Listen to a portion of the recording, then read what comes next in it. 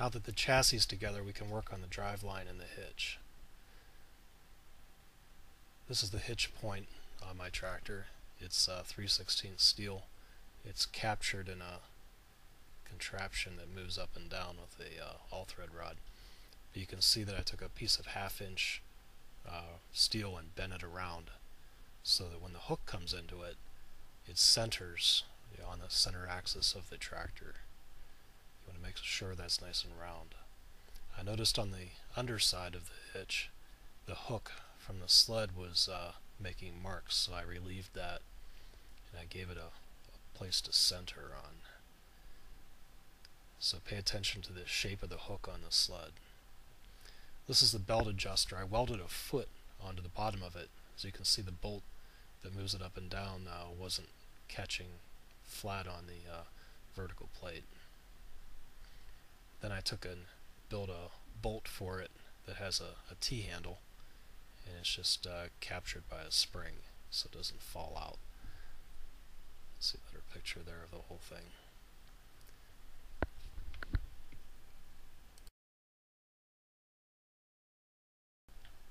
For the driveline, I put the jack shaft back in with the pulley and bought new bolts for it. And then I checked the alignment. I put the shaft all the way forward, the sprocket on to your right at the top, and measured. You can see a gap between the straight edge and the bottom sprocket. So we need to push the jack shaft forward by taking out one of those shims. You got to slide the shaft out of the housing, take one of the shims off, the washers, and put it back on until you get it pretty close.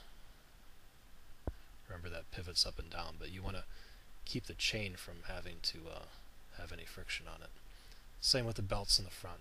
You get the belt, put the belt position in the full tight position, and then slide the engine pulley forward and back until it goes vertical and gives you a nice belt contact. This is the chain. I soaked it in 90 weight gear lube before I put it on. I cleaned it and then soaked it in gear lube.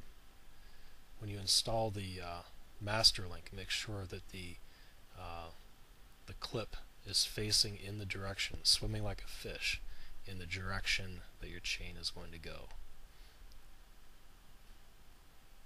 And I just let it drip off. Now I double checked it after everything was assembled to make sure that I didn't have any air gap under the straight edge. So that's a trick to reduce friction. And here's the jack shaft. It's not tight yet. Now I'm going to loosen the chain up from this position by moving the shaft to the right. Slide it on the bolts and then tighten the bolts up.